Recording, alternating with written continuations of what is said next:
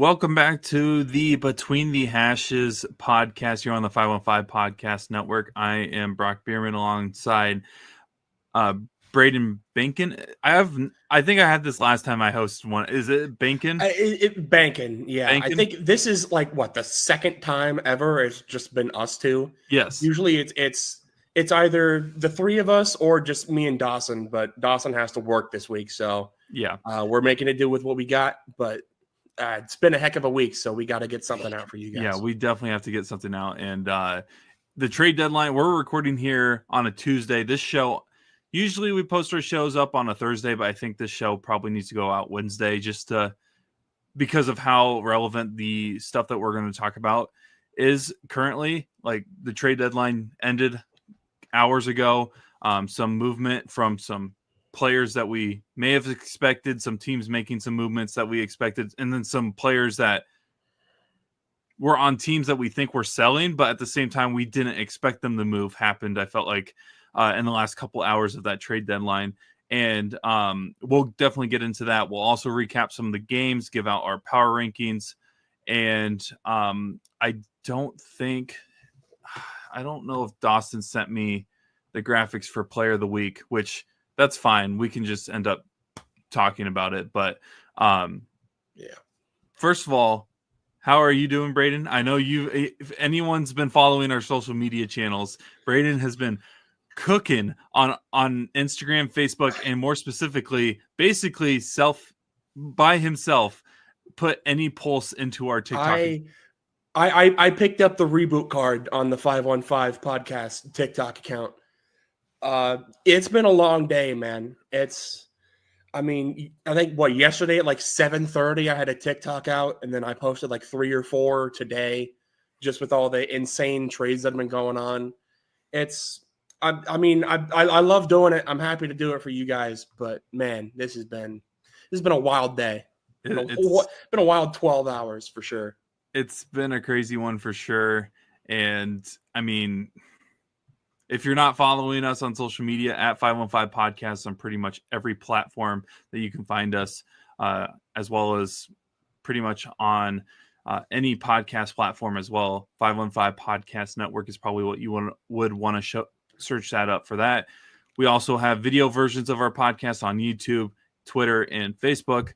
But make sure to follow us and give us likes, subscribe, share, comment, do whatever you can. I even looked at our TikTok post, and it looks like Braden is actually commenting to our commenters and replying and starting the conversation. So if you're wanting to give your opinion, Braden's willing to talk to you as well. If you want to tell me to my face, I don't know what I'm talking about, I am more than happy to hear you out.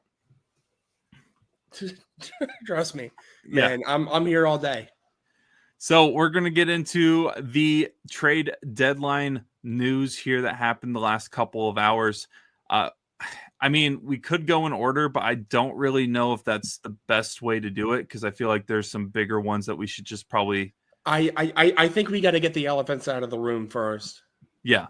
And the first one, of course, is the news of the Jets sending their star cornerback Sauce Gardner to the Colts for 2 first-round picks and wide receiver A.D. Mitchell, which Braden and I were talking on our text thread today, that A.D. Mitchell, for those that may not remember, was a key player in one of the Colts' 2 losses this season when he dropped the ball at the 1-yard line before entering the end zone for a touchdown. But that's not really the storyline here in this situation. It is that the Colts made a big move, and they just got a key player that Braden has hinted at is in a position where the Colts needed some sort of help in. And so I'm really interested. I heard your quick video on social media, which, by the way, was in the middle of his lunch break, I think. Literally at like 11:45, I got the notification. It's like, oh, Sauce Gardner is a Colt. Slice of pizza in hand. I'm like, I'm trying to just get my quick lunch in and get going. I get that. I'm like, all right, Dawson, send me a graphic. I gotta bang this out now. So yeah, what a move. What are your thoughts on this move? I think it's a home run hit for both teams because I think in the long run it's going to benefit the Jets with the first round picks that they got, but also the Colts, who we've kind of like, I mean, they've been number one in some power rankings. They've been number two in a lot of our power rankings. They've been flirting with that top spot. And I don't know if any of us really considered them a contender, though. So this, in my opinion, takes them to that contender level. Yeah. I mean, that was the first thing I said was that, I mean, this pretty much makes them a Super Bowl contender, which is crazy because this whole time we've been like, yeah, they're good right now. They'll probably still win 12, 13, 14 games, but what are they going to do in January when you have like not Xavier Rhodes, good Lord, he's been retired. But along those lines, these old corners that should have no business starting, but now you have a guy like Sauce Gardner in there locking up your wide receiver one. That's going to give you a lot more leeway if Daniel Jones decides to turn into a pumpkin come playoff time. But yeah, I agree. This absolutely makes the Colts contenders for the now. Even for the Jets, I mean, are you going to get a guy at Sauce Gardner's caliber player with these picks? I mean, this is probably going to be like around 26, 27 pick for the Jets, at least this year. Who knows next year? I mean, anything can happen. You're probably not going to one-to-one replace him, but you're going to be able to fill holes, which if you're the Jets, that is priority number one. You need to be able to get as many bodies out there possible that are actually NFL caliber. And 2 first-round picks is how you do it. And A.D. Mitchell, I mean, that disaster against the Broncos, I believe it was, or whatever team that was. I can't remember off the top of my head what team that was against. But that aside, there's still potential there. I like A.D. Mitchell for the Jets long-term more than I do like Josh Reynolds or Alan Lazard, all due respect. But is that a guy you want to be your wide receiver 2 long-term? No. So I think the pair of Garrett Wilson and A.D. Mitchell will be a lot better for whatever quarterback ends up running out for them in 2026 and beyond. Yeah, and we'll be getting into more trades involving the Jets here, but just this move here, like Sauce Gardner in general getting traded, I guess doesn't completely shock me because I feel like the Jets were kind of hinting at a complete just explosion of their roster. But the fact that it's going to a team that a lot of people were like, oh, this is the most surprising team of the season, but I don't know if I consider them a title contender right now. And I think this takes them to that next level because at least you have to you have to at least respect that now they have a pretty good corner that you can't just, throw the ball around them the entire time. And their offense, even if Daniel Jones is, like you said, turns into a pumpkin man, they still have a really good running back, probably the best running back this season in Jonathan Taylor. So without a doubt, they are a title contender, which, I mean, we'll get into talking about the games overall, but there are teams who a lot of people thought were locks for the playoffs and locks for potential Super Bowl runs who are on the outside right now looking into the playoff race as we're in pretty much the midway part of the season. Yeah. And another thing I kind of wanted to talk about with this trade in particular, I feel like we see this a lot with like new ownership coming in. Obviously, this situation is a lot more different with the Colts, but you see a lot of times a new owner comes in. If a team looks like they're going to be good, maybe make a shot at the playoffs, you see them a lot more often than not be aggressive, try to get blockbuster names that are going to help them right now try to win a title. One that comes to mind more recently is when the Suns got their new owner, Ishaba, I think is his name, something along those lines, when he went out and got Kevin Durant. Obviously, that didn't work out for them, but it's along that sort of lines where you bring in this high-end talent to try to help your team win right now, get results right now, at the cost of maybe your future if this doesn't work out. So, I mean, obviously, time will tell. We'll see what happens, but I do really like this move for the Colts. I completely agree. I think it's going to benefit both teams in the long run if the Jets are able to scout talent well enough with those first round picks, because that's the bottom line. That's a heavy if. Yeah, we're talking about the Jets. That's the thing that a lot of people are forgetting about when some people are saying that the Jets won this trade or whatever. Because whenever we talk about the Jets, winning a trade is a very rare statement that we say, and that's because of the long-term fact that the Jets haven't been the greatest at scouting and drafting prospects, and most of the time when they do, those guys end up on other teams by the time that they're in their primes. So see, like every good Jets player, other than like pretty much, not even everybody. And so when this trade happened, a lot of people quickly went, okay, that Breece Hall's gone too. Well, the Jets weren't done for sure, but it did not involve Breece Hall whatsoever. And in fact, they sent another star defensive player for their defense to another team. Quinnen Williams is on his way to Dallas in exchange for another first-round pick, as well as additional things. I don't remember the additional things that came into that trade. 2027 first-round pick, the whatever is better between the Packers and the Cowboys, which freezes those picks until they are able to be taken because, of course, Jerry Jones wants to make things more difficult. And then it's also a 2026 second-round pick and Mozzie Smith. Guess how many times I had to type that out to have it memorized? Hey, again, for those that haven't seen some of the content, not to keep tooting my own horn. We appreciate your effort. It's the content has been so great so far. But looking back at this one for sure, the Cowboys are a weird team right now because I do not see the vision of where they're going from here, or just where the franchise is going. Because Jerry Jones will never rebuild. He's too old to be someone that can just be like, yeah, we can rebuild here. So, trading Micah Parsons was like, what are you doing? And then, now you trade for a good defensive lineman. And Braden, you mentioned before we started recording here that Jerry Jones loves his defensive lineman. So he's getting a good one here in Williams. The Cowboys are in a weird situation, though, because they're not contenders. They're not rebuilding. They're just kind of in the middle, in the thick of things, just looking for an identity, I feel like, at this point. And then they give up a first-round pick to the New York Jets. They got a good defensive lineman, don't get me wrong, in Quinnen Williams, but I'm not sure where they were going with this trade. Yeah, I mean, you look at the value, it's a fair value. I think Quinnen Williams is worth the package they gave up for him. The question is this the team that should be moving to get Quinnen Williams? And I don't know if I have a good answer for that. I mean, I would say Quinnen Williams is probably in the top 5, top 10 defensive tackles in the league conversation.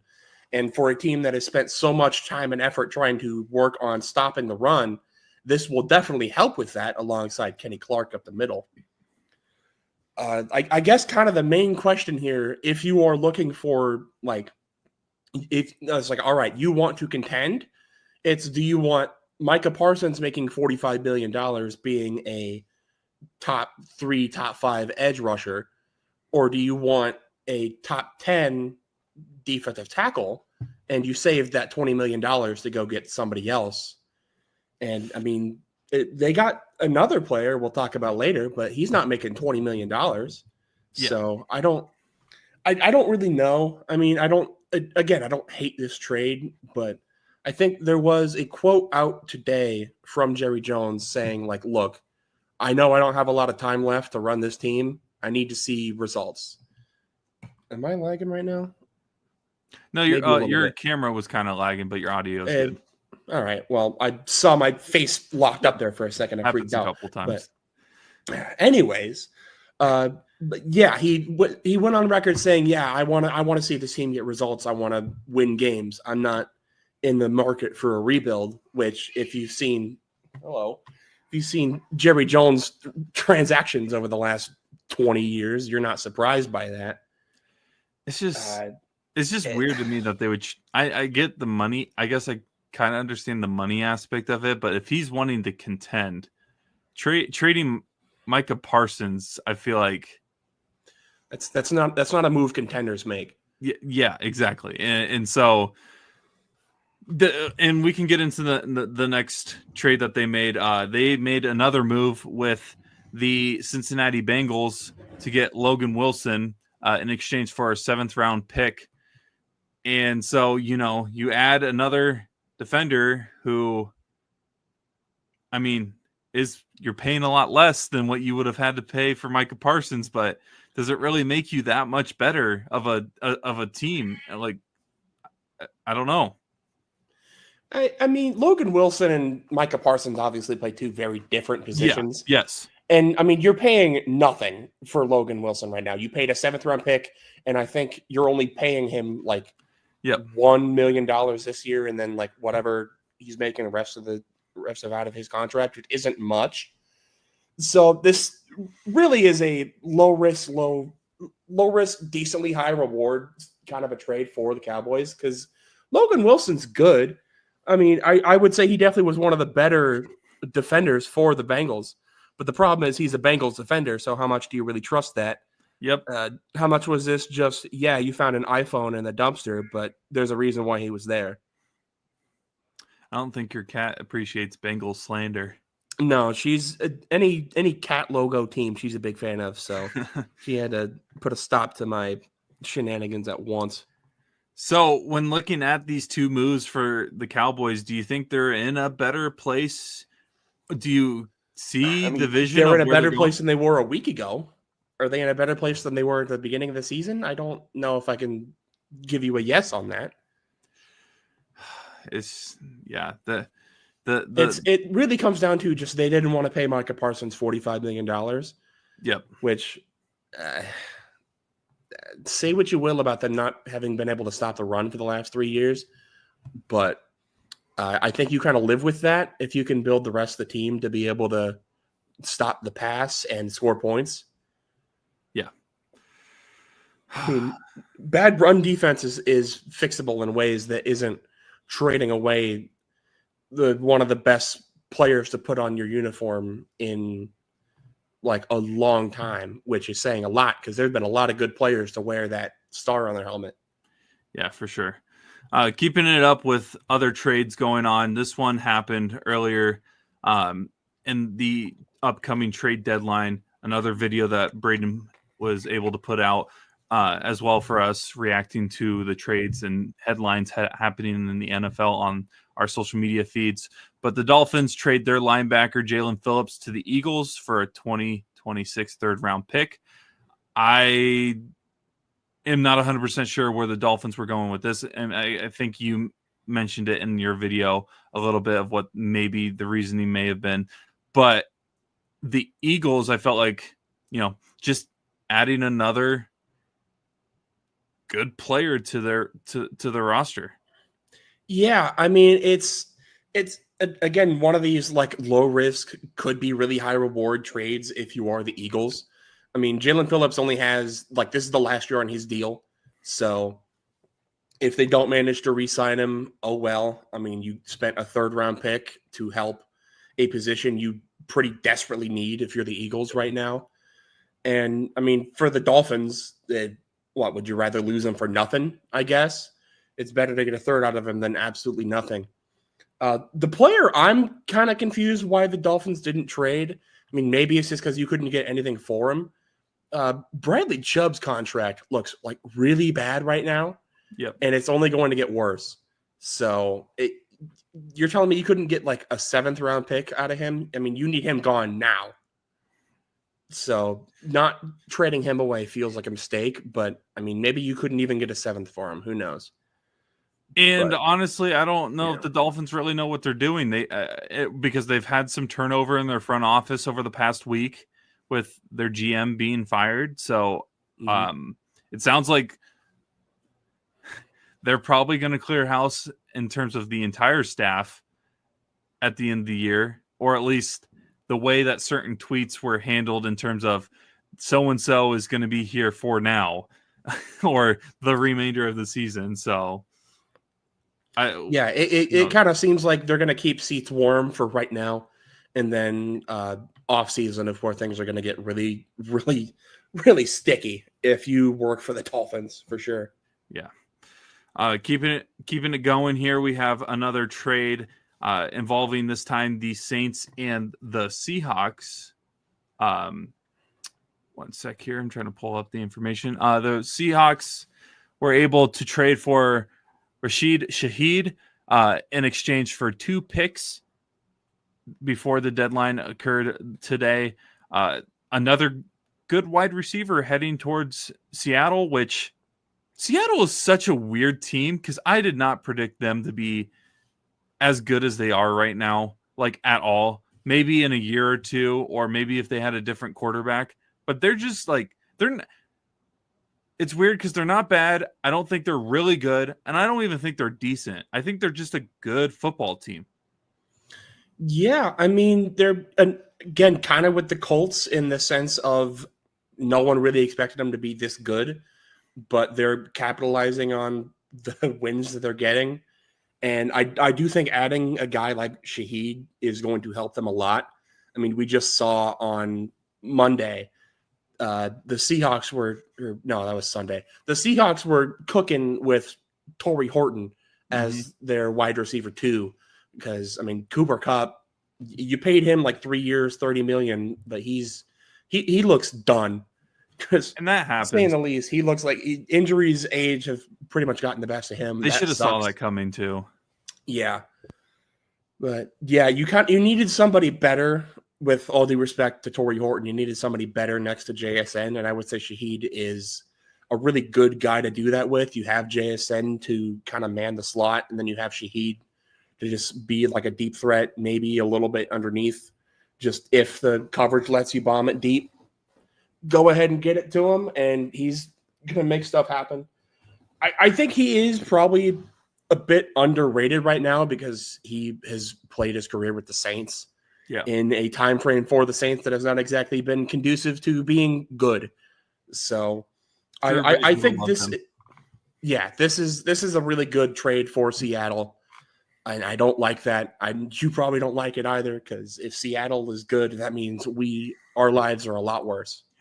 Yeah. And we'll get into some of the games involving those. We'll get into the games, all right.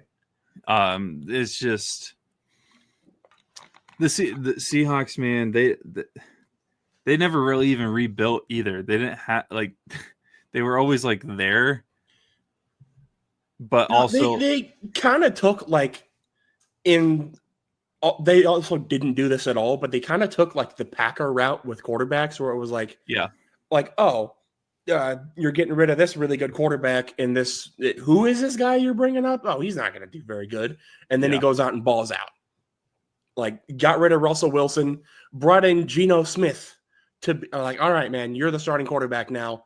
Balled out. He gets traded for like a 3rd or a 4th round pick, whatever they got for him, which, by the way, has not aged well for the Raiders at all. Nope. But they bring in Sam Darnold, which had a good 2024, don't get me wrong, but anytime he was under pressure, looked like a Reese's Pumpkin back there trying to throw passes on a Seahawks offensive line that has generally been generationally bad. So we all kind of just expected him to be terrible. Is now like an MVP candidate out of nowhere again. So I don't know what's going on.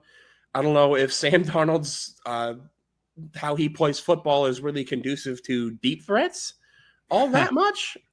But I'm sure they will find a way. Rashid Shaheed is a really talented receiver. When you have guys that can just ball, get them the football, you're going to get results. Yeah. Another quarterback involving the Jets that has improved his career since leaving New York. But granted, his stint in New York for him was really, really bad. But it's crazy to think. I think bad might even be an understatement. Yeah, you're probably right.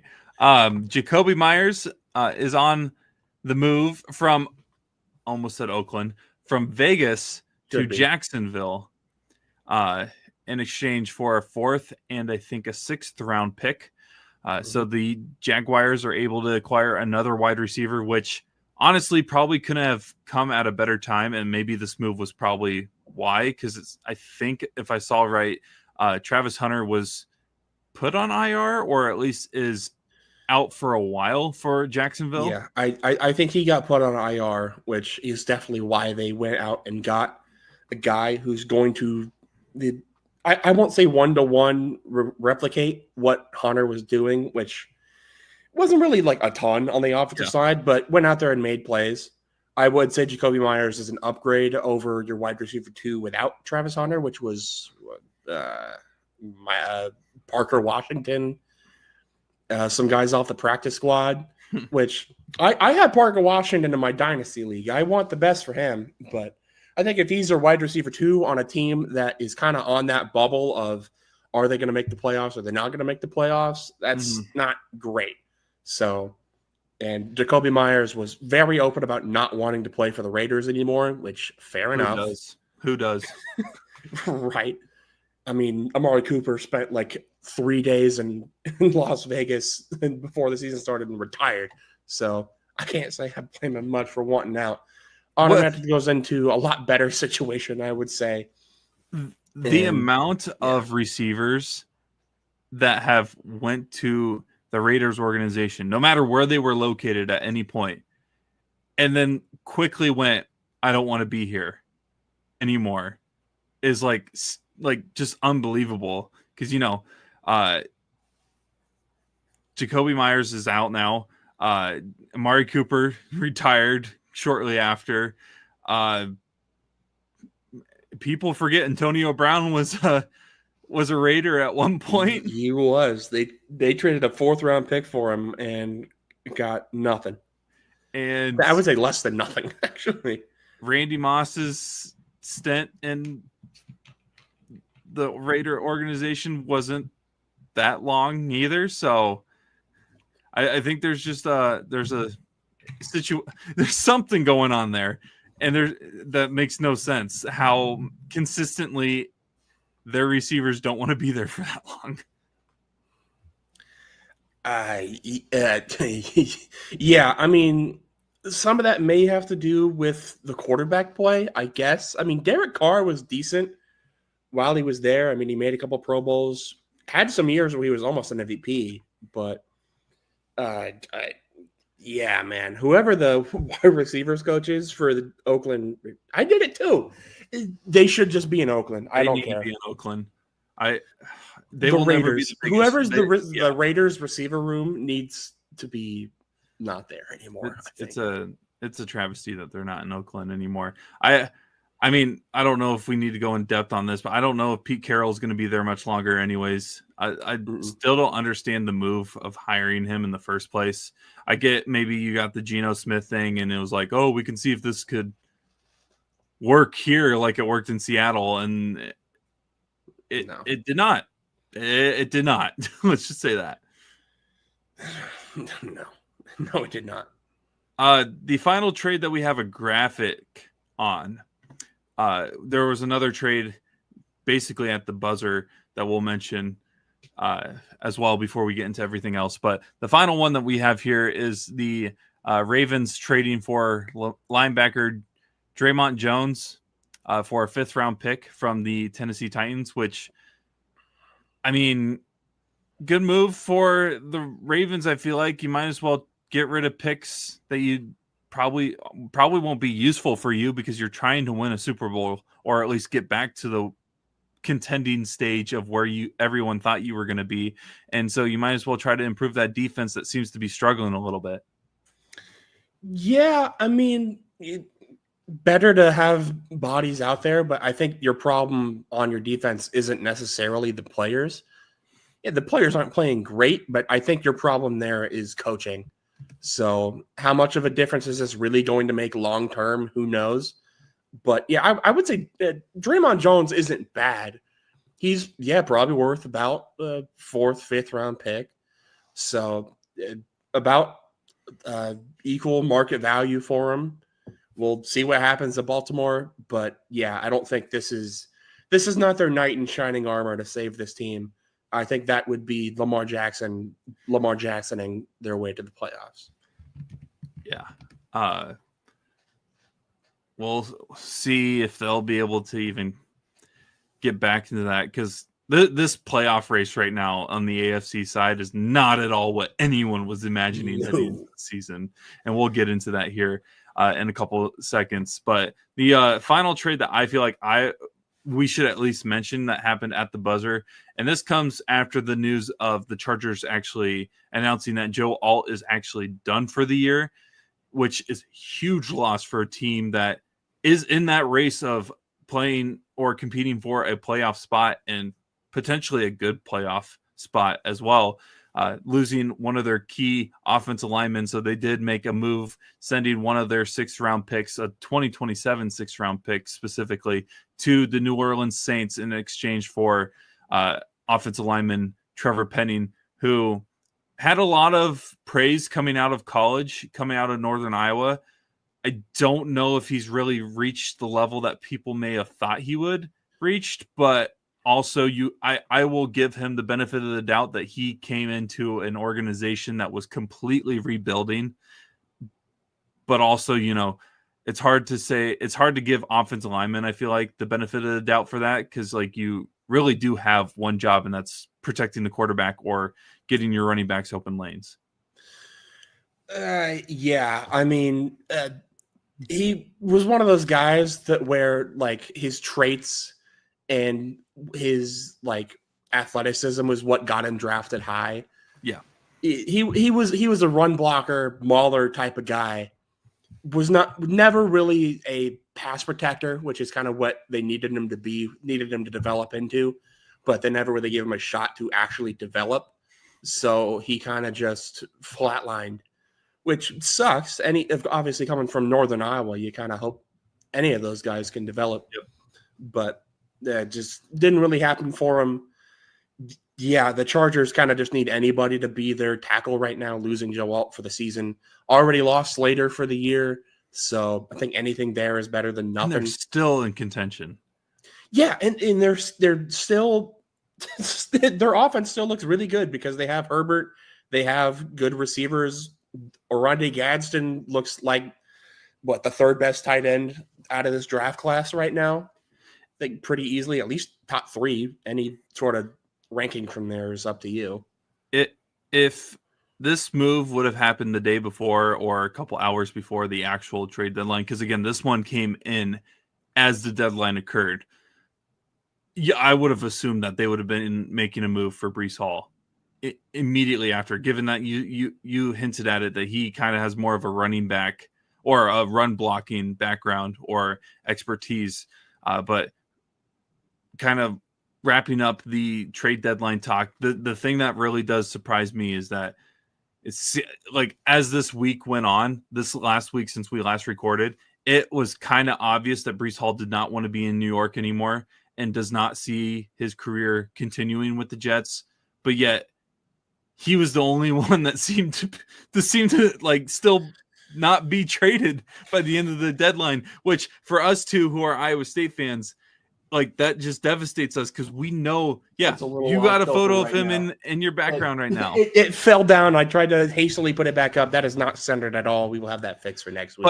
But we Iowa State fan, and there's a lot of NFL fans too that understand what talent Breece Hall has and how much the Jets, I feel like, are going to just mess with his potential career of where he could reach in terms of stardom, because I really do think he could be an all-pro back easily if he was on a team that even had some sort of a pulse. Yeah, I mean, after the first 2 years, he looked like he was going to be like a top 5 type of back. And this is after an ACL tear. Yeah. So, I guess if you're the Jets, not wanting to trade a talent like that for anything less than the 3rd-round pick they were asking for him, which, I mean, I feel like that's a fair price. Yeah. For a guy at Breece Hall's talent level, that is absolutely worth the cost of admission. I would absolutely understand not wanting to take less than that for a guy where if you can convince him to stick around, which doesn't seem like it's going to happen, but if you can somehow do it, If you can convince him, hey, we have all these picks, we have an okay amount of talent right now. We can rebuild. We can become good later if you can just give us a little bit of time. I mean, that's a good foundation to help whatever young QB you can get in. But for him to be so openly like, hey, I don't want to be traded. And even at like 3:01 when the deadline was officially over, he was tweeting like basically anything short of sad Bart Simpson edits because he didn't get traded. I mean, that's about as low as an organization can get, really. And I mean, they can franchise tag him if I'm correct, right? Heading into this offseason. Yeah, I mean they can, I guess, if they want to. That's the mess though. Like you're gonna have to pay now that you have not traded him after making it clear that he doesn't want to be there anymore. You're either gonna have him give him a bag, and I mean probably overpay him, or you're going to either have to let him just go because he will not. I do not think Breece Hall will want to play on a franchise tag. No, absolutely not. With how much he has openly said, I do not want to be here, he will not play for them for anything less than like I don't even know, like top they 5 will have to running back money. They're going to have to. Which might benefit him in terms of financials because he will probably get paid more there with how much leverage he has against them now than any other place if he had like an open market right now, just because of he doesn't want to be there, but for some reason they want him. So he can just be like, screw you. You need to pay me or get rid of me. So I don't. Yeah. I'm shocked. Like we have seen reports that the Chiefs did make calls. I'm shocked that the Chiefs didn't pull the trigger on this. Cause if they were asking for a 3rd round pick, I don't see a world why the Kansas City wouldn't have pulled the trigger on that because, and maybe they offered it. I didn't see any rumors of what exactly the Chiefs may have offered, but your run game, proven last week, your run game is just non-existent right now. Granted, they've had some injuries, but I don't think some people understand what Breece Hall on a good football team looks like. No. Yeah, I think it came out that the Chiefs, I think, offered a 4th round pick for Breece Hall. Just give him the 3rd. Just give him the 3rd. You're the Chiefs. That pick's basically going to be a 4th round pick anyways. Like, just give up the 3rd round pick. Have an explosive running back who would probably be the best running back, but put next to Mahomes his entire career. Who would even be the next best competition for that? Like rookie Clyde Edwards-Helaire? That's what Clyde Edwards-Helaire was brought back this week. He played a snap in an NFL football game for the first time. 2025. And he has done in his first run. I think he lost 2 yards. If I remember right, he was tackled for a loss. That serves him right for trying to put Clyde Edwards-Helaire on a football field in 2025. Go get a running back that can actually play football and then come back to me. Seriously, what are we doing? Brett Beach, what are you doing to this organization? Which is crazy. I'm not trying to say that I am like upset that the Chiefs didn't make a move to make their team better. No, I think that's hilarious, but that's it's also the thing. Organizational malpractice. This move seemed like it was so obvious. Everybody was saying it for months. You could not write a more perfect fit, a running back that wants out to a team that desperately needs a running back. And they just wouldn't do it. They wouldn't do it. Just can't. I can't. Why? By the way, Patrick Mahomes is your leading rusher, man. I had to look it up because I wanted to confirm, just because I can't always remember where some of these players grow up from. But he is from Kansas. Yeah, Wichita. And so you almost get like that extension will make it even a little bit easier. And I think I saw like his stepfather, I think, played for the Chiefs. Like you couldn't write it any better. And they wouldn't trade a 3rd round pick to go get him. Are you kidding me? Nah, we're good. We'd rather just be like the one piece that you need to be just The Infinity Gauntlet of an offense? There's probably other moves that could have happened that some people are like shocked that didn't happen. But this is the one. I don't know if there was like a sure thing, of all of the trades that should have happened but didn't. This is the trade that was like how. And Kansas City can go on and win a Super Bowl this year. Everybody knows that. But like they probably will, and we're all going to be mad about it. Yeah, but this would have terrified the entire league.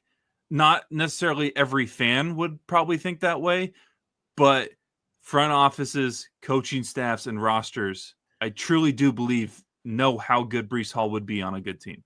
No, this for like NFL fans, this would have been like when DeMarcus Cousins signed with the Warriors in like 2019, where like probably not. Obviously, I think Breece Hall would be better than DeMarcus Cousins was for the Warriors that year. But it's that same level of like, okay, they just need that one final chess piece, and they're just unstoppable. And that feels like that's just the perfect piece to fit into the puzzle. And they just wouldn't do it. Well, I guess we might as well start talking about the games from last week, and we can start with the Kansas City Chiefs because I feel like that was a big headline game. Obviously, anytime the Chiefs and the Bills play each other, it's going to make headlines wherever sports and news are combined. The Bills do come out with a victory. Game was played in Buffalo, 28-21. But I will say, I don't think the score itself showed how dominant the Bills seemed to play against the Chiefs in that game. It literally felt more like I don't know, offensively, I think 28, 35 points around that range sounds about right in terms of how their performance went. Their defense, though, just first time in a while that we have seen the Chiefs offense kind of struggle overall. Yeah, it felt like pretty much that entire fourth quarter felt like all right, the Chiefs are going to figure it out. They're going to flip the switch. They're going to win this game. And then over and over again, they kept sending pressure at Mahomes, and he didn't have a response for it. I think the stat was he was like 2 for like 9, I think, was his completion percentage under pressure for like 16 yards and 2 picks or something along those lines. Like he was, for as much as we've ever seen Mahomes be, this felt like this was the game where they might have had him figured out there for a second, which as soon as we say that, come January, they're going to get smoked by 30 because that's just kind of how this works. The Bills win this game every time in the regular season, and then when it actually matters, they end up choking in the most hilarious way imaginable. Exactly what the people I was watching the game with said, who are Chiefs fans. They're like, we never beat them in the regular season. That's what, like, I asked them because I was like, is this really a rivalry? Because you guys always seem to beat them in the playoffs. And they're like, no, it is a rivalry because they beat us in the regular season and we beat them in the playoffs. It's when you look at the competitive record, it's right there. But if you look at like the games that actually matter, it's usually the Chiefs that win, the ones that matter the most. But yeah, the pressure that the Bills defense was able to put on Mahomes was just unbelievable. Granted, he only got sacked 3 times when looking at the stats. That's kind of shocking to me. It seems like he got sacked a lot more. Probably should have gotten sacked more specifically on a third down when Joey Bosa literally just stopped pursuing him and like for a split second was thinking about going to cover Travis Kelce, which I don't know if I've ever seen a Bosa ever stop pursuit like that before and rethink what they were doing. Granted, long run, they won the game. I was going to actually give Joey Bosa my player of the week pick, but because of that one play, it confused me. I've never seen Joey Bosa do that before, but still, that play aside, he played such a dominant game in terms of just being in the, I don't know if he really was in Pat Mahomes' head, but he was like, Mahomes, you could tell he was thinking about where Bosa was every play of that game. Yeah, he absolutely was the difference maker in that one. That was the game the most where Josh Simmons was truly missed because he's missed the last, like, I think 2 or 3 games due to whatever personal reasons are going on there. But whatever backup tackle it was, I don't think it was Jalen Moore. I don't know where he's at. I don't know if he's hurt or whatever. But whoever was starting at left tackle he was having a bad time against Joey Bosa because, I mean, like you said, he was breathing down Mahomes' neck the whole game. Whether it was pressures, sacks, or just simply his aura was too much to handle. It felt like every play, oh, there's Bosa getting another pressure. Oh, there's Bosa getting in the way of the quarterback. It felt this is the piece that the Bills might have finally been looking for to finally maybe see if you can crack the Chiefs in the playoffs. But again, maybe for the fourth time in the last 5 minutes, you got this one. Let's see what happens in January. I will say their offense, the Bills side of things, looks really good. And they kept talking about it, how the Chiefs defense has been able to prevent a 100-yard rusher for I don't know how many games in a row. But James Cook really seems to be establishing himself as one of the better running backs in this league, 114 yards on 27 carries. Didn't score on the ground, but still another impressive performance from him, as well as Dalton Kincaid. Absolutely, like I don't know if the Chiefs just chose not to defend him. He seemed to be on an island of his own every time that he was throwing the ball. It seemed like they were putting a lot more of their resources into stopping James Cook than they were into stopping Josh Allen, which I think says a ton for how much respect James Cook has earned in this league. And I was kind of thinking to myself, watching this game, is it weird to say that the gap between James Cook and Josh Allen is significantly less than the difference between James Cook and the third best player on the Bills? He's like a top 5, top 10 running back right now. I think almost certainly. Oh, without a doubt. I didn't who would you say is the third best player on the Bills? Would you give it to I don't even know, Deion Dawkins? Yeah, you give it to Joey Bosa? You give it to? That's crazy. I don't know. And you look at this receiving room, you don't have Diggs anymore, but yet it seems like everybody can get at least one catch every game.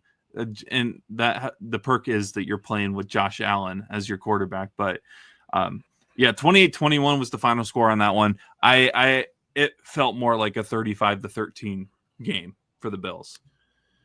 Yeah, this was, again, it's the Bills were beating up on the Chiefs in the regular season. It's just the Chiefs are just sitting there taking whatever they're getting thrown at them, pause if necessary, but they're just getting ready to throw it right back at them in the playoffs. I'm not doing myself any favors with how I'm phrasing these. You get where I'm going for, though. Yeah, we get it. Other games that we can quickly hit on just to get through it. The 49ers win 34-24 against the New York Giants. I didn't get the chance to watch this game. Any quick analysis from this, or is it pretty much just kind of a casual win for the 49ers? Yeah, I mean, this is just the Giants' defense is not that good. Mm-hmm. And Jackson Dart, he played all right. I think threw a touchdown pass to, Daniel Bellinger. Was a decent performance all around for the Niners. They did lose Michael Williams for the season with a torn ACL, just because, of course, we did. We can't have anything nice, especially going into MetLife. I think this game was played at New York now. Yep. I don't know. Yeah, it was. But man, this is one of the worst feelings I've felt after a win, because it's Mac Jones played really well. I think started through the first half. I don't think had a single incomplete pass. And McCaffrey, once again, just dominated. Yards per carry wasn't great, but it felt like every time he was getting the ball, he was getting positive yardage, which is always great. Yeah. And Giants' run defense is in fact as bad as advertised, I would say. Yeah, for sure. It was kind of a crazy week of scores here. I don't know if we need to really touch on many of these games, though, because I don't know if there's much to talk about. Like Jaguars, Raiders, that one went to overtime. The Raiders went for 2 after scoring a touchdown, trying to win the game. But the Jaguars end up winning by 30-29. Brock Bowers, if I remember correctly, had probably his best game of his season or his career. 12 receptions off of 13 targets, 127 yards, 3 touchdowns. But Trevor Lawrence and the Jaguars were able to get a win. Any thoughts on that, or just kind of another just crazy close game in the AFC? Yeah, this is. I mean, Brock Bowers had missed the last couple games, so this was kind of his. He's fully healthy. Time to unleash him upon the NFL. And if you played Brock Bowers in fantasy this week, I'm assuming you lost because I think he put up like 40 points. Speaking of fantasy, that's a great segue into another game. As a Caleb Williams fantasy owner, you had a great time. But it gets worse because I also have Roma Dunze, who chose to do nothing. Bro got cardio. I played against him this week and won because of it. So that's the thing is like I check my fantasy because I didn't purchase Sunday Ticket this year, so I pretty much watched a bunch of the games on replay or highlights the next day to get a better idea of what all happened. This one was one that was kind of just being shown through studio updates because of the local games that were on here, which, God, they picked really bad games for the local channels this week. But 47-42 was the final of the Bears-Cincinnati Bengals game. Potential game of the year in terms of the finish. Like, you see the Bengals score late, and you're like, oh, there's the Bears. It's like the Chicago keeps being Chicago. Dude, I had this game on my quad box. I just borrowed my sister's YouTube TV account. They have Sunday Ticket, so I get to watch pretty much every game. Yeah, I had this one in my quad box. I was kind of starting to switch off from the noon slate to the 3:30 slate. I was like, okay, do I take this one off? The Bears are winning this game. It was like 41-24. The Bears had like a pick six that wasn't actually a pick six because he was down at the 1. Yep. Like, this game is over. Do I just turn it off? Like, no, I'll stick around because I think the Bears just punted. The Bengals look like they're about to score. I mean, they're only down 15. You never know. The Bears defense sucks. Joe Flacco maybe has a little bit of swagger left in him. I'll turn this on. Let's see what happens. Great decision on my part because, I mean, Flacco, I mean, they dropped like 24 unanswered in that fourth quarter, tied it up, and then the Bengals defense did the Bengals defense thing and just let Colston Loveland bang off of like 3 receivers or 3 defenders, stumble his way into the end zone. Like, what? This was, let me choose my words carefully here. This was a battle of 2 not good defenses whatsoever. It's a mid-off. Yeah, that's about as good as the best way I could put that. A mid-off, but also was the most entertaining game possibly like of the decade. Yeah. We got a studio update after the final play, which was Cincinnati trying to do a Hail Mary and failed miserably because Joe Flacco's arm is not good enough to reach the end zone. Yeah, it got to like the 20. And the way that they started it was the guy said Hail Mary in Cincinnati, and we were like, there is no way that the Bears found a way to lose this game. And we were so ready. Like, we were like, who catches this? Just to see a wounded duck fall into the 15-20 yard line. And we're like, okay, but like, it was a good game, but like, did you really need to lead in to that studio update with that? That was such a, like, they were, they want people to pay attention to those studio updates. So that was a good lead in, but man, listen, I've had to get a lot of experience with hooks recently. That's a great hook to get your attention. So the Bears get a win in that one and improve to 5-3. Staying in the NFC North side of things, another close game And in my opinion, I consider it a very major upset when you look at just kind of putting everything together. The Lions lose to the Vikings in Detroit 27-24, and JJ McCarthy back in the lineup and not looking too bad. I'm not sure how to grade his performance. Yeah, I mean, he did enough to win, which in a division game obviously is huge, especially in the NFC North. Every team is like pretty good and hates each other.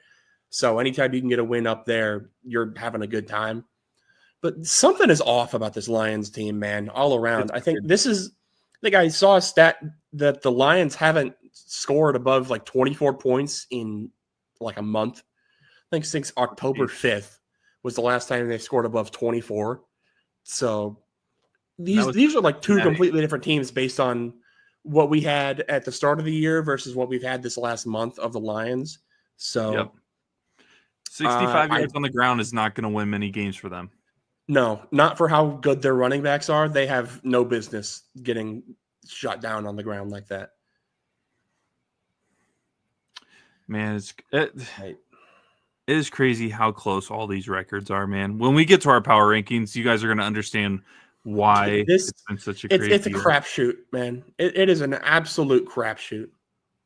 Keeping up with the NFC North, really, I might as well keep going with their teams. The Packers also get upset in probably a bigger upset. I don't know. The Panthers are 5-4. We're in November, and the Panthers have a winning record.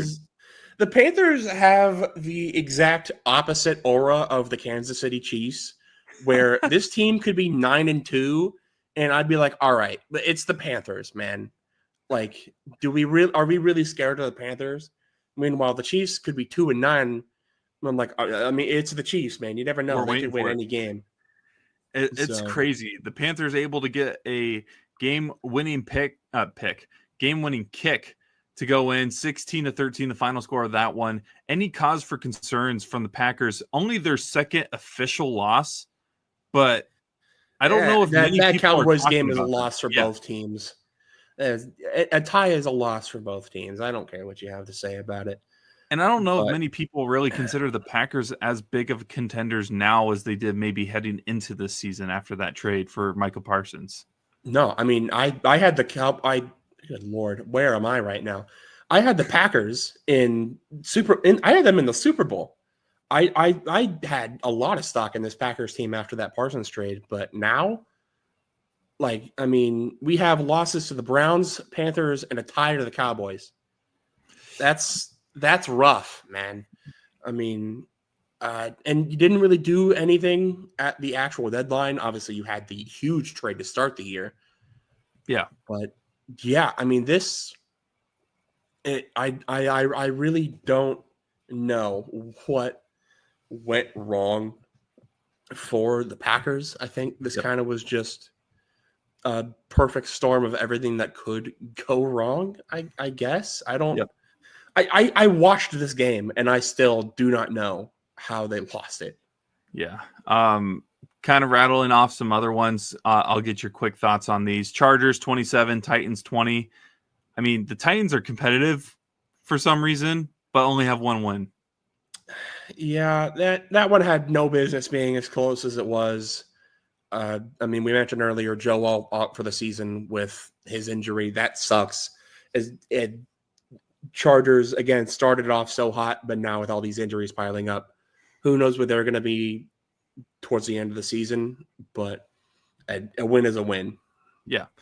Another game that, in my opinion, probably shouldn't have been as close as it was. 24-23, Patriots defeat the Falcons in Foxborough. So Patriots 7-2. What a quick turnaround they've had in the last couple of years. Yeah, man. I mean, Drake May, what a guy. Wow. Who would have thought? I mean, yeah, I like Drake May coming out of college. I thought he was like probably the second best quarterback prospect, at least. Obviously, Jaden Daniels' rookie year pretty much catapulted him to the top of the list as far as post-draft rankings. But I still like Drake May. There's this team has a lot to be hopeful for the future. Is this their year? I doubt it. But give them a couple years, let their young guys develop even more, and this could be a really scary team.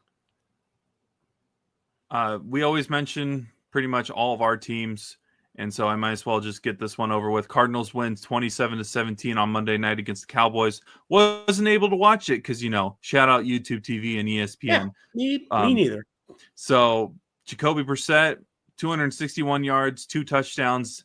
Marvin Harrison with 7 receptions, 96 yards, and a touchdown. Marvin Harrison Jr. is really coming into his own. Cardinals also announced that it seems like Jacoby Brissett is going to be the starting quarterback for the foreseeable future. We talked about this before we started recording. I don't think it is the official end of the Kyler Murray era in Arizona, but I can tell you that the end is closer than some people think. Yeah, I agree with that. I think if they find themselves in a situation where they are drafting high enough to get one of probably like the top 2, maybe 3 quarterbacks out of this class, I think maybe we could see Kyler on the move in the offseason. Yeah. But if they're not in love with anybody they can get at that pick, I think they're going to give him at least one more year. But I would definitely say the end is nigh for the Kyler Murray era in Arizona, unfortunately. Yeah, it's just a crappy situation because the off the field, not controversies, just annoyances of, his gaming situation that people, I feel like it's more of a meme than an actual distraction or anything. But he's had injuries in the past with his legs and his knees. So this is just another thing for a quarterback that relies heavily on the run. That is not a good sign for him or the Cardinals.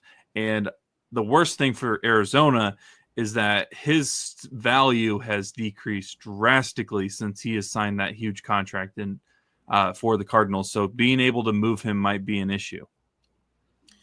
Yeah, I mean, that's a thought. That's something I didn't even really think about.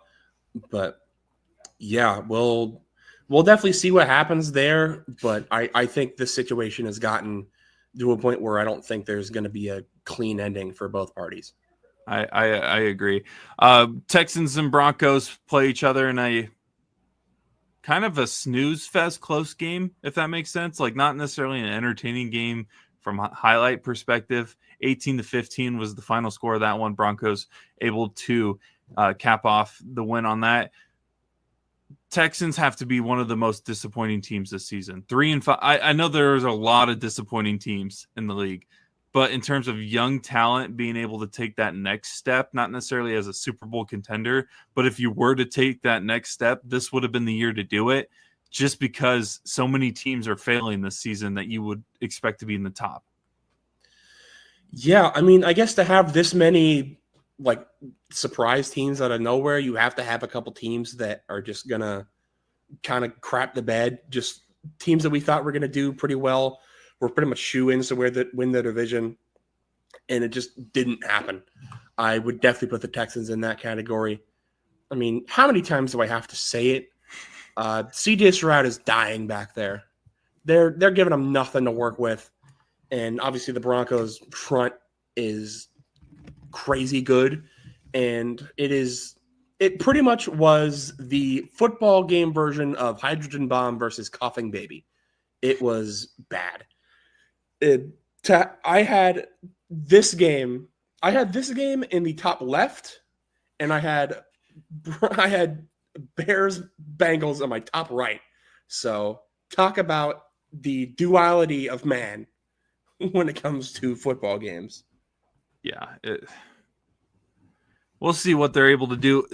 I'm not giving up on any, not that I have actual stock, but I'm not giving up on the future of what the Texans could be, because they do have a really good young core, both on the offense and defensive side. They just need to find a way to put it all together in years to come.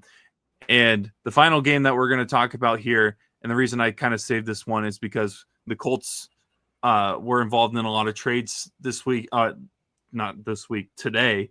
And then also we talked about how the Steeler defense specifically has struggled to be the Steeler defense that we're used to seeing in years past. Well, they kind of turned back the clock a little bit, almost gave it away late in the fourth, or like a late comeback in the fourth, giving up 13 in the fourth quarter. But the Steelers defeat the Colts, giving the Colts their second loss of the season. 27-20 was the final score of that one.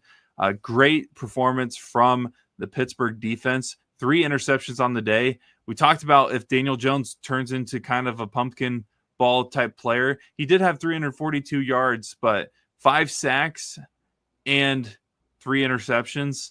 Not a great look for the Colts, as well as being held to only 45 yards from your star running back. Yeah. I think all told, I believe the Steelers forced 6 turnovers in this game. So even the fact that it was even 27-20 is possibly even cause for concern if you're the Steelers. How do you force 6 turnovers and only win the game by 7 points and still almost choke it at the end? Yep. It wasn't even Jonathan Taylor that kept it close. Like you said, he had 45 yards out of the best running back in the league this year. And I again, don't really know how the final score ended up being what it was. This week kind of just felt like the week of, if you looked at the stats, you would not believe the box score. Yeah, it was a weird week.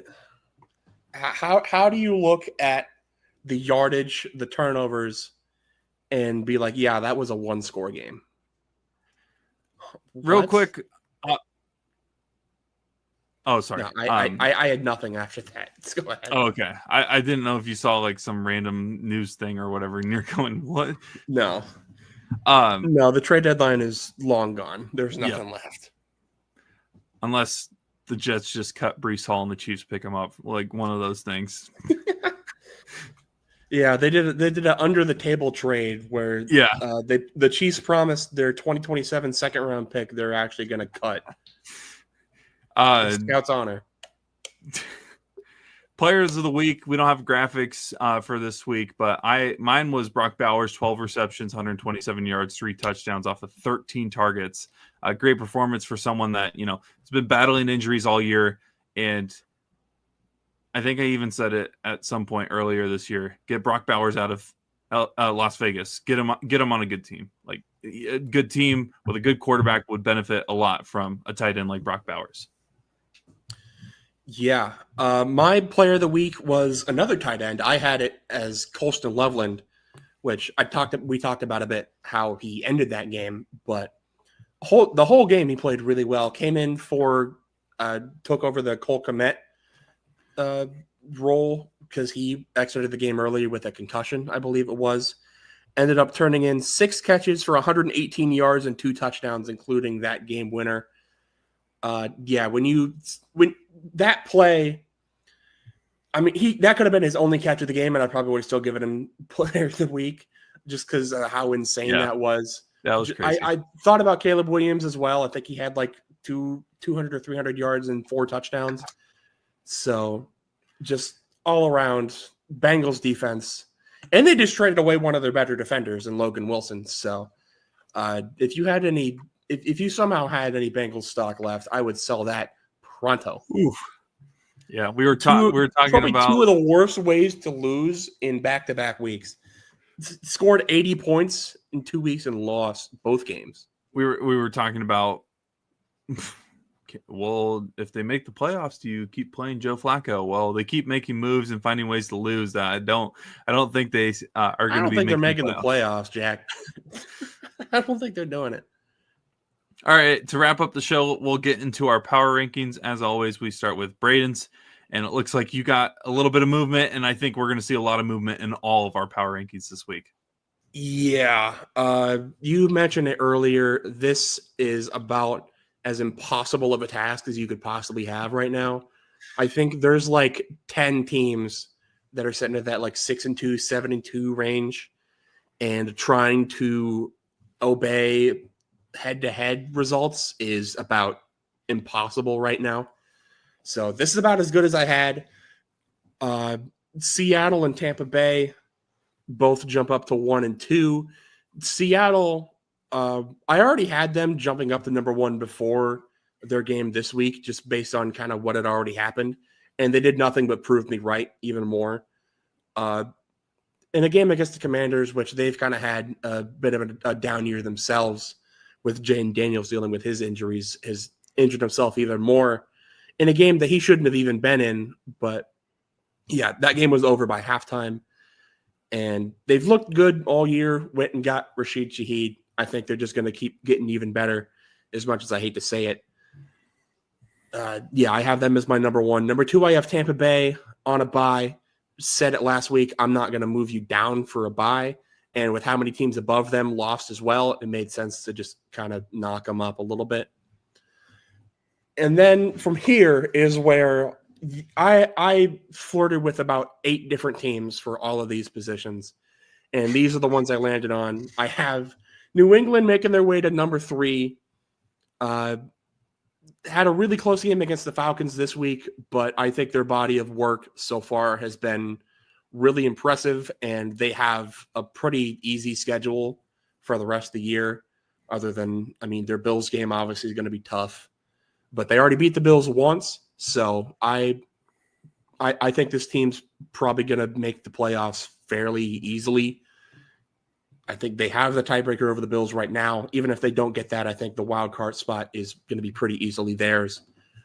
Number 4, I have the Colts dropping from number 1 last week.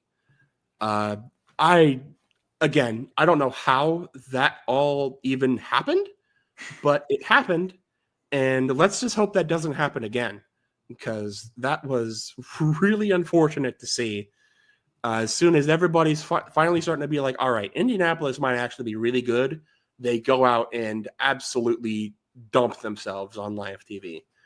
So a little rough. We'll see what happens with the addition of Sauce Gardner. That will certainly help their defense out a lot. And then at number 5, I have, making a return to my top 5, the Buffalo Bills. Struggled a bit with where to put them, because when you beat the Chiefs, I'm gonna probably put you pretty close to the top 5 at least. And I had them, I think, as high as number 1 at some points earlier in the season, but they lost to the Patriots. I can't remember who their other loss was to. I think it was to the Bucks. Am I right on that? I'm not sure off the top of my head, but I can look at it real quick. Yeah, they Falcons. That's right. Yeah, because that was another one of those how on earth did that happen scores. But yeah, another team where it's kind of just it kind of just clicked for them. James Cook looks like he's a monster right now. Josh Allen is still Josh Allen. And that defense is finally starting to look like the defense Josh Allen has been praying for. Yeah, I some of these teams aren't on mine, but I could see why they would be on mine if I redid this, because you should see the thread that I had to Dawson sending my power rankings. I had to change it 4 different times and delete multiple messages. And honestly, I'm just realizing that I took the Patriots out of my top 5, and they probably shouldn't have been taken out of my top 5. And it's yeah. When I tell you, I sat on my notes app for a good 30 minutes being like, well, the Broncos are really good. They probably should be in the top 5. Well, they lost the Colts. What am I going to not put the Colts in my top 5 after they were ranked number 1? Yeah. Well, the Eagles are really good, and they just won the Super Bowl. What am I going to not have them in my top 5? They have the same record, same resume as pretty much everybody else. It's rough. Whatever. I'm putting these top 5. I'm closing my app. I'm sending the screenshot to Dawson. I'm done. I'm not worrying about it. I did too, and unfortunately, this is what it is. If it sucks, it is what it is. It's changing next week anyways. Yeah, I guarantee you mine will be as well, especially now realizing I was dumb enough and dropped the Patriots from my top 5. But here's my top 5. I do put a lot of stock in the fact that like I said earlier, I thought that the Bills win felt more like a 35-13 win than a 28-21 win against the Chiefs. Something about that defensive performance kind of stood out to me more than usual from the Bills, which is funny because the Bills have always kind of had somewhat of a competitive, decent defense. We'll see if that continues, but right now I got them at number 1 because I know they have they have 2 losses, one of them against the Patriots and one of those against the Falcons. But I feel like right now that they are playing some of the best football in the NFL after those couple of losses. I got the Broncos. They are tied with the Patriots. Broncos at number 2. They are tied with the Patriots for the for the longest winning streak in the NFL currently at 6. They're sitting at 7-2, undefeated at home. They are playing really good football, finding ways to win when needed. Bo Nix is being who exactly I felt like he would be for the Denver Broncos when he was drafted. So I got them at 2. Number 3, give me Seattle. They're back in the top 5 after being out for a couple of weeks for me. They're just like I said, I don't think they're great. Like, I don't think they're like amazing. I don't think they're bad. And I don't think they're decent. I think they're a good football team. They find ways to win. And, they're sitting with a 3-game win streak as well. And they're undefeated on the road. That's something to keep in mind. That's a good thing to be to have on your resume this far into the season. So give me Seattle at number 3. Detroit, I almost took them out completely. This definitely, now looking at it, is the one. This is my one pick of me doing the AP voter idea of like, I'm not giving up on them yet because they probably shouldn't be in my top 5, but I'm like, they're still the Lions. So you can give me flack on that. I for some reason I didn't take them out of my top 5, but again, this was one of those. This was the team specifically that I couldn't decide whether or not to take out or not, and finally I just sent it into Dawson and closed my phone. Yeah, I mean, it's kind of like what you said with the AP thing, like what I did with keeping the Colts in my top 5, where it's like, what, they were my number 1 team a week ago. They didn't lose by that many points. What am I going to completely drop them out of my top 5 because of one loss? No. Yep. Like, I get it. If I had the Lions at number 1, I probably wouldn't have. They probably would be like number 5 right now. Yep. As well. And so I got the Lions at 4. The Colts are my number 5 spot. So my 1 and 2 from last week have dropped all the way to 4 and 5.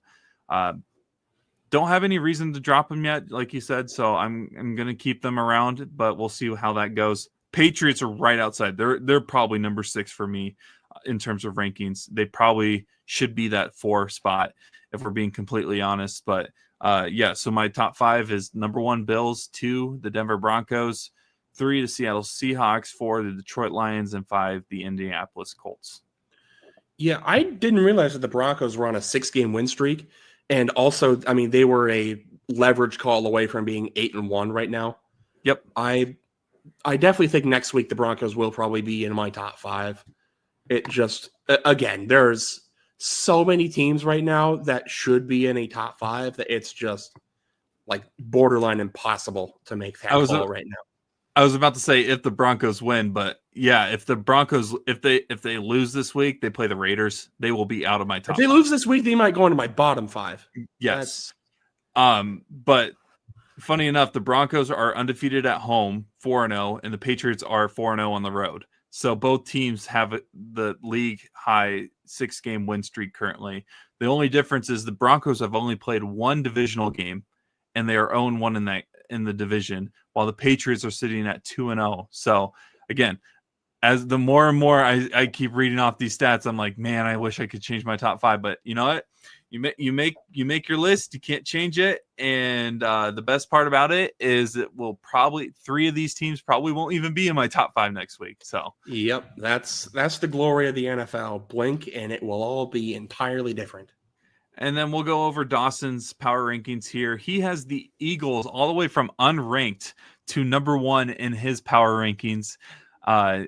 Shocker, no Kansas City Chiefs for those that are just listening. So if you're thinking that he's going to have the Chiefs ranked here, you can probably just skip this portion of the podcast. But number 2, he has the Bills. They also jumped from unranked for him all the way to number 2 after beating the Kansas City Chiefs. His number 1 spot from last week, the Indianapolis Colts, moved down to number 3. And then number 4, he's got the Seahawks, and number 5, the Broncos. Yeah, I mean, the Eagles are one of those teams, again, where it's like I threw them in the mix. Like, they probably should be in the top 5. But, I mean, how many times do I have to keep saying it? There's too many. There's more than 5 teams that should be in this top 5 right now. Yep. I will say I've had the Seahawks in my top 5 for the last 3 weeks, so everybody now having them in there makes you feel a little bit more justified. And that was me with the Colts and the Buccaneers, which, funny enough, the Buccaneers are no longer in my top 5. Hey, they're second for me. So yeah, hey, they could get right back in it too. So that's what, again, the best. It's honestly kind of fun though to do these because it's fun to see how much you can change it every week. Because yeah, you can like be that person that just tries to make it interesting or whatever. But like when you try to actually put thought into it, it's crazy how much does change on a week-to-week basis. Yeah, I mean, you try to hold a certain set of principles as like, all right, if you've hit this category and this category comparatively to the rest of the league, you're probably going to be in the top 5. Like, we're 9 weeks in, and it's already to the point where it's like, okay, no, I gotta start making some bias calls here eventually, and there you go, man. That's the beauty of it all. Is I said there were probably about 8 or 9 teams that should be in that top 5, and I think between the 3 of us, we probably covered all of them. Yeah. Well, that will pretty much do it here. Hour and 20-minute episode. I mean, we covered a lot in this small amount of time, really, when you think of it. But we will sign off here. Get ready for the next week of the NFL season. I mean, we're pretty much at the midway point, if not past it now. Yeah, we're past the midway point of the season now. And we get an amazing Thursday night football game with the Broncos and the Raiders to kick off our week. But Monday night could be a fun one with Philadelphia and Green Bay. That one could be a crucial game in terms of deciding the landscape of the NFC. But any final thoughts before we sign off, Braden? Only other thing I wanted to mention is that I was an idiot and didn't get my game of the week predictions out, so we didn't end up getting a graphic, but I want it to be out there because you wouldn't believe me if I didn't have proof. I have it timestamped and everything. I'm scrolling up for it. Oh yeah, he did have a good week. I actually made good picks this week. Here we go. Let me get my timestamp. November 2nd, 8:09 a.m. I went 3-0 on my game of the week predictions. I started 0-6. I pulled out a 3-0 week. Never stop believing, kids. Anything is possible. I have yet. I almost got the Bills Chiefs score like bang on too. I guess 31-28. If he didn't miss that field goal and the Chiefs like got another touchdown, I mean that's the exact score. I don't know if I've gone winless. I know for sure I haven't gone undefeated in a week yet. I'm either like 2-1, 1-2. Like I think Dawson might have gotten one undefeated week. I don't think this is the first. I'm sure somebody could go back and fact check that. But if I didn't say something, nobody would believe me. So I had to put it out there because I'm proud of myself for that. Well, I mean, we'll see if that turns into more success for you. It will not, but I'm happy. Well, we'll sign off here on the Between the Hashes podcast. Make sure to like, subscribe, follow us on all of our platforms. There's our handles on the bottom here if you're watching the video versions for Instagram, Twitter, and Facebook. Also at 515 Podcast on TikTok as well. Braden's been cooking with those videos on that platform as well as Instagram and Facebook. If you are listening on Apple Podcasts or Spotify, make sure to give us a rating, subscribe, and feel free to share this out. And we're looking to grow this thing. We're always looking for feedback, so feel free to leave a review as well. I think they have comments on Spotify now. I think I've heard that somewhere. I don't use Spotify for like anything. I use Apple Music, Apple Podcasts, all that stuff. I can't confirm or deny anything. But if you're on Spotify and see a comment section, I guess leave a comment and nobody will see it, but you did something.